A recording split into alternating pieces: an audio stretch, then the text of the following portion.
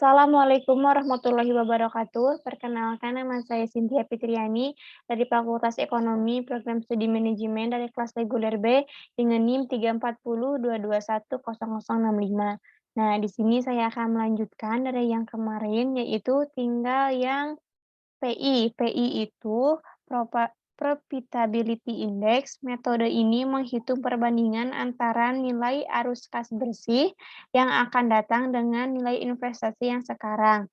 Profitability Index harus lebih besar dari 1 baru dikatakan layak. Semakin besar PI, investasi semakin layak.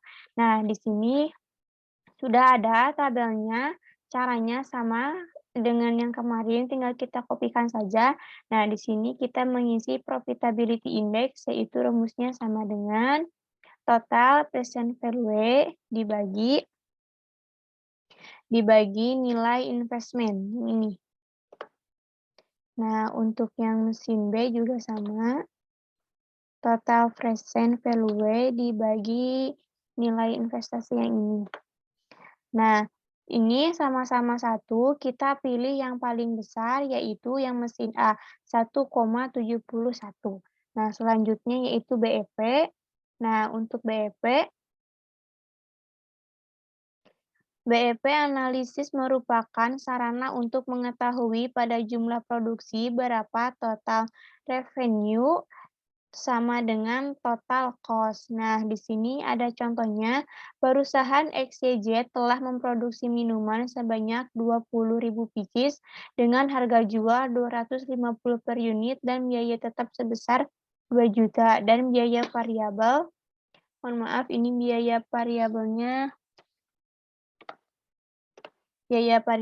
2.500.000, sedangkan biaya variabel per unit sebesar 125.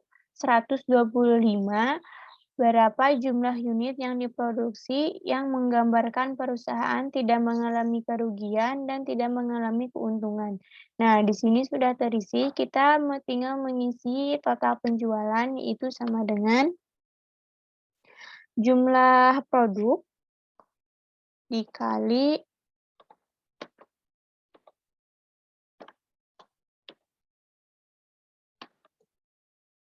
harga jual per unit.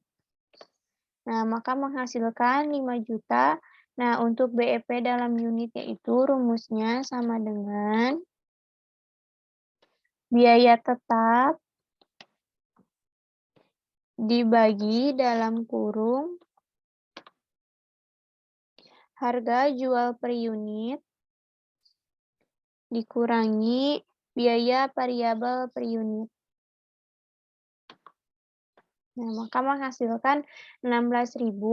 Lalu untuk BEP dalam rupiah yaitu sama dengan biaya tetap dibagi dalam kurung 1 dikurangi biaya variabel per unit dibagi harga jual per unit.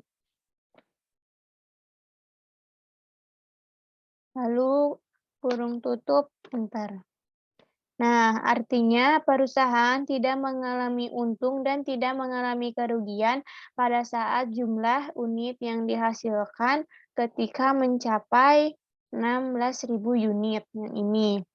Nah, lalu perusahaan tidak mengalami untung dan tidak mengalami kerugian pada saat keuntungan atau laba mencapai 4 juta. Nah, BEP dalam rupiah yang ini. Lalu selanjutnya yaitu PR. Profitability ratio digunakan untuk mengukur tingkat efektivitas pengelolaan manajemen perusahaan yang ditunjukkan oleh jumlah keuntungan yang dihasilkan dari jumlah oleh investasi.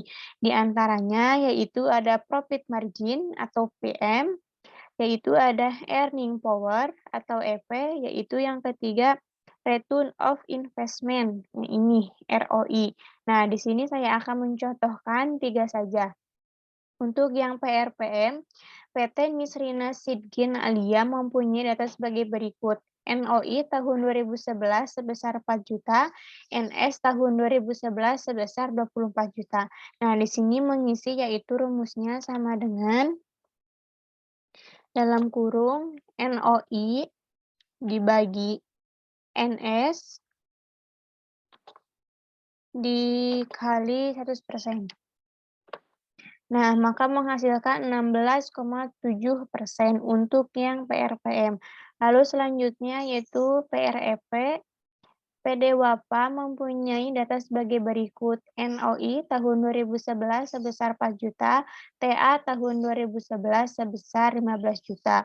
Nah, rumusnya sama yang kayak tadi, sama dengan dalam kurung NOI dibagi TA dalam kurung dikali yang ini 100%. Nah, maka menghasilkan 26,7%. Nah, selanjutnya untuk PRROI, Sivicasia mempunyai data sebagai berikut. NOI tahun 2011 sebesar 4 juta, TI tahun 2011 sebesar 12 juta. Nah, di sini rumusnya sama dengan NOI dibagi TI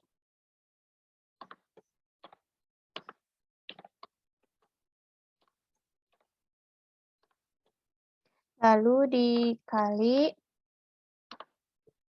100% yang ini. Nah, maka menghasilkan 33%. Lalu untuk BCR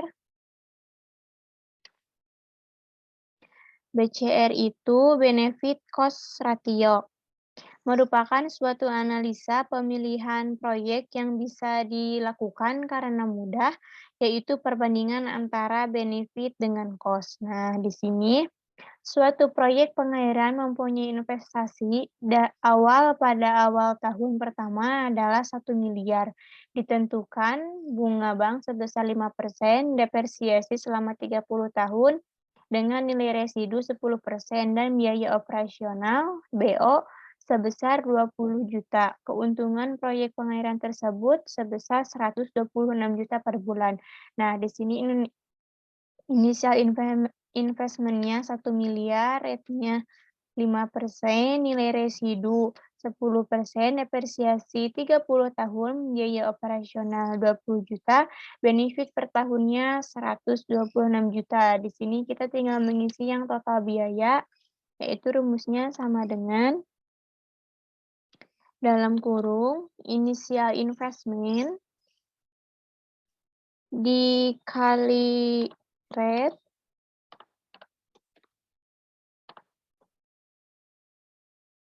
lalu dalam kurung tutup ditambah kurung buka lagi initial investment dikurangi kurung buka initial investment dikali nilai residu lalu kurung tutup dibagi depresiasi. Nah, lalu yang terakhir ditambah biaya operasional. Nah, maka menghasilkan 100 juta. Lalu untuk BC ratio yaitu sama dengan benefit per tahun dibagi total biaya. Nah, maka hasilnya 1,26. Nah, begini hasilnya. Sekian dari saya, mohon maaf masih banyak kekurangan dan kesalahannya. Wassalamualaikum warahmatullahi wabarakatuh.